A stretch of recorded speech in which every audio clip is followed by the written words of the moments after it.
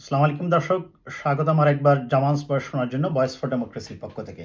দর্শক, ব্রিটিশ নির্বাচনের ফলাফল ইতিমধ্যে আপনারা জেনেছেন। সেই নির্বাচনে লেবারের ভূমিধস বিজয় হয়েছে।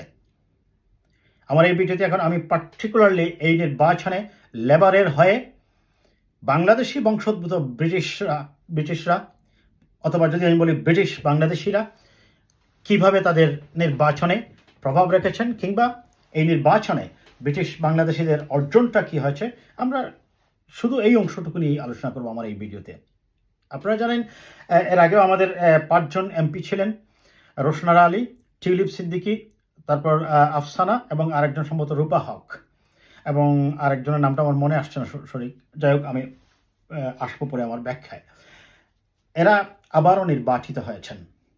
তবে সবচেয়ে বাঙালিপাড়া বলে যেটাকে বলা হয়, সেই টাওয়ার হ্যামলেট একটি আসনে রোশনারা আলী এমপি 5মবারের মতো এমপি নির্বাচিত হয়েছেন।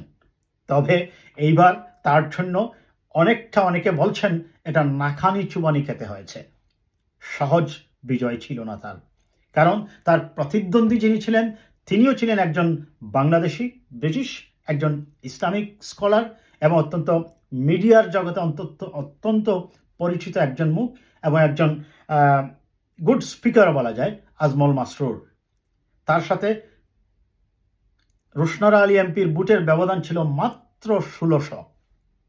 নির্বাচনের আগে আমরা ব্যক্তিগত আলাপচারিতা অনেককেই বলতে শুনেছিলাম হয়তোবা এবার রোশনারা আলী এমপি আজমল মাসরুরের কাছে ধরাশায়ী হয়ে যেতে পারেন। যাই হোক, অবশেষে রোশনারা আলী এমপি নির্বাচিত হয়েছেন। রোশনারা আলী দীর্ঘদিন থেকে এই আসনে প্রতিনিধিত্ব করে আসছেন এবং এটা তার 5মবারের মতো তিনি ওই আসন থেকে এমপি হয়েছেন, এবং অত্যন্ত একজন শিক্ষিত মার্জিত ভদ্রমহিলা। এবং যেটা এই আজমল মাসরুর সহ আমাদের একটা জিনিস আমাকে ব্যাখ্যা করতেই হবে দর্শক, এই আসনটাতে যেখান থেকে এই রোশনারা আলী এমপি দাঁড়িয়েছেন সেখানে, এবং যে প্রতিদ্বন্দ্বী যিনি ছিলেন সেকেন্ড যিনি হয়েছেন আজমল মাসরুর, তিনিও বাংলাদেশি, রোশনারা আলীও বাংলাদেশি, এবং দুজনের বাড়ি সিলেটে অঞ্চলে। তাদের পূর্বপুরুষরা সিলেটে ছিলেন। তারা যদিও খুব ছোটোবেলায় এখানে চলে আসছেন, এখানে হয়তো বা বর্ন অ্যান্ড ব্রড আপ হয়েছে। রোশনারা আলী এমপি এসেছেন একেবারেই ছোটোবেলা। এখন এখানের যে বুট, সেই বুটের প্রায় 35% বুটই হচ্ছে ব্রিটিশ বাংলাদেশি, যারা বাংলাদেশি অরিজিন। এই কারণেই খুব স্বাভাবিক যখন লেবার একজন ব্রিটিশ বাংলাদেশি দেয়, অন্যান্য দলও কী করে এখানে ব্রিটিশ বাংলাদেশিদেরকেই মনোনয়ন দেওয়ার চেষ্টা করে। তবে আজমল মাসরুর ছিলেন স্বতন্ত্র প্রার্থী। যাই হোক দর্শক, আমাদের সেই বাংলাদেশিরা কি কতটুকু করেছে আমরা একটু দেখে নেই। যুক্তরাজ্যে গতকাল বৃহস্পতিবার অনুষ্ঠিত জাতীয় নির্বাচনে লেবার পার্টি সহ বিভিন্ন দলের মনোনয়ন ও স্বতন্ত্রভাবে 34 বাংলাদেশি বংশোদ্ভূত ব্রিটিশ নাগরিক প্রতিদ্বন্দ্বিতা করেছেন। তাদের মধ্যে 4 জন জয়ী হয়েছেন এবং সবই লেবার পার্টির থেকে। বাংলাদেশি বংশোদ্ভূত প্রার্থীর মধ্যে Rushanara Ali Bethnal Green and Stepney আসন থেকে 15,896, Rupa Huq Central Ealing and Acton আসন থেকে 22,340, Tulip Siddiq Hampstead and Highgate আসন থেকে 23,432, Apsana Begum Poplar and Limehouse থেকে 18,535 ভোটে নির্বাচিত হয়েছেন আবারও। এখানে একটা জিনিস বলি দর্শক, রোশনারা আলী তো বললাম, বা অন্যান্য বাকি এরাও তিনি হচ্ছেন ব্রিটিশ বাংলাদেশি। তবে টিউলিপ সিদ্দিকী বাংলাদেশি, প্লাস তার আরেকটা পরিচয় আছে, তিনি বাংলাদেশের বর্তমান প্রধানমন্ত্রী শেখ হাসিনা ওয়াজেদের বোন শেখ রেহানার মেয়ে, অর্থাৎ বাংলাদেশের প্রধানমন্ত্রী হচ্ছেন তার ম্যাটার্নাল আংটি। যাই হোক,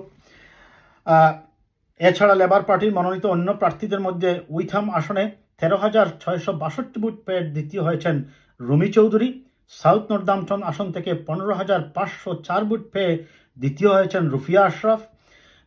ব্রিক অ্যান্ড ইমিংহাম আসন থেকে 12,662 ভোট পেয়ে দ্বিতীয় হয়েছেন নাজমুল হুসাইন। এর বাইরে গর্ডন অ্যান্ড বুচান আসন থেকে 4,686 ভোট পেয়ে চতুর্থ হয়েছেন নুরুল হক আলী। তাছাড়া কনজারভেটিভ পার্টি সহ অন্যান্য দলের মনোনয়নে ও স্বতন্ত্র প্রার্থী হিসেবে আরও 26 বাংলাদেশের বংশোদ্ভূত ব্রিটিশ নাগরিক প্রতিদ্বন্দ্বিতা করেছেন। তবে 2-1 ছাড়া অন্যরা প্রতিদ্বন্দ্বিতায় ছিলেন না। বেথনাল গ্রিন অ্যান্ড স্টেফনি আসনের লিবারেল ডেমোক্রেটিক পার্টির প্রার্থী রুবিনা হক 4,777 ভোট পেয়ে তৃতীয়। টুটেনহাম কনজারভেটিভ পার্টির প্রার্থী আতিক রহমান 2,320 ভোট পেয়ে চতুর্থ। ইলফুড সাউথে কনজারভেটিভ পার্টির প্রার্থী সাইদুজ্জামান সাইদ 6,142 ভোট পেয়ে তৃতীয়। এটি হচ্ছে আমার আসনে, আমি যেখানে বসবাস করি দর্শক, সেখানে এই বাঙালি কনজারভেটিভ প্রার্থী থেকে ছিলেন। একই আসনে গ্রিন পার্টির সাইদ সিদ্দিকী 437 ভোট পেয়ে চতুর্থ হয়েছেন।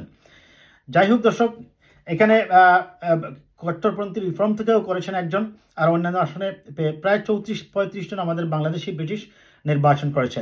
তো এখানে সবচেয়ে যেটা আমি একটু আগে বলছিলাম যে এই বেথনেল টাওয়ার হ্যামলেটসের এই যে আসনটা, এই আসনটাতে মূলত রোশনারা আলীর সাথে স্বতন্ত্র প্রার্থী আজমল মাসরুরের ভোট ছিল 14,207 ভোট, আর রোশনারা আলী ছিল 15,000 কতটা, কাজেই বুঝতে পারতেছেন একেবারেই মার্জিনাল ভোটে কিন্তু মূলত এখানে রোশনারা আলী এমপি নির্বাচিত হয়েছেন। অনেকেই হয়তো বলাবলি করছেন যে আর 5 বছর পরে হয়তো বা 4 বছর পরে হয়তো বা রোশনারা আলী এখান থেকে আর নাও পারতে পারেন। যাই হোক, সেটা সময় বলে দেবে। তবে যেই হোক, সেটা তো আমাদের বাংলাদেশি ব্রিটিশই।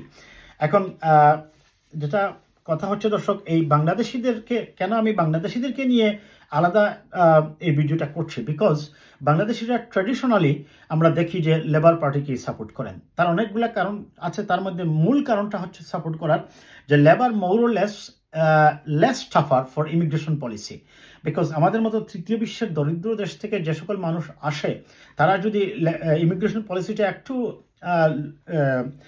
হালকাভাবে দেখে বা সহজে তাদের ইমিগ্রেশন স্ট্যাটাসটা সেটেল হয়ে যায়, সে কারণে দেখা গেছে শুধু বাংলাদেশ না, বাংলাদেশ, ইন্ডিয়া, পাকিস্তান, শ্রীলঙ্কা, নেপাল, এই সকল মায়ানমার, এই সকল দেশ থেকে যারাই আসে, তারা মোর ও লেস দেখা গেছে বেশিরভাগই লেবার পার্টির রাজনীতির সাথে সংশ্লিষ্ট থাকে। আর কনজারভেটিভ, আমি একটু আগেই বলছি যে কনজারভেটিভ মূলত দেখা যায় যে বড় লোকদের সংগঠন অনেকটা, এখানে এরকম একটা প্রচলন আছে।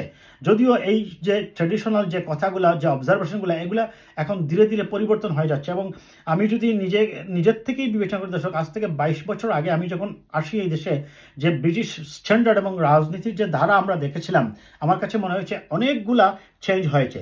যদিও 180 ডিগ্রি অ্যাঙ্গুলে যদি ঘুরেই গেছে, এটা যদি নাও বলি, অ্যাটলিস্ট আমি বলতে পারবো যে 45 ডিগ্রি বা 60 ডিগ্রি 70 ডিগ্রি অ্যাঙ্গুলে অনেকগুলা পলিটিক্যাল স্ট্র্যাটেজি বা পলিটিক্যাল কি বলা যায়, রেসপেক্টের বা আরও ধারাবাহিকভাবে আমি বোঝাতে চাচ্ছি এটা যে ইমিগ্রেন্টদের ব্যাকগ্রাউন্ড অনুযায়ী একেবারে যে ট্র্যাডিশনালি সবাই লেবার করবে, সবাই কনজারভেটিভ করবে, এরকম কিন্তু হচ্ছে না। মানুষ তার নিজের বিবেক বুদ্ধি খাটিয়ে, এটার অবশ্য আরও অনেকগুলো কারণও আছে। এখন আমার বাংলাদেশ থেকেই যারা এখানে ইমিগ্রেন্ট হয়ে ব্রিটেনে আসছে, তাদের দেখা যাচ্ছে এখন বেশিরভাগই কিন্তু শিক্ষিত মানুষরাই এখানে ইমিগ্রেন্ট হয়ে চলে আসছে।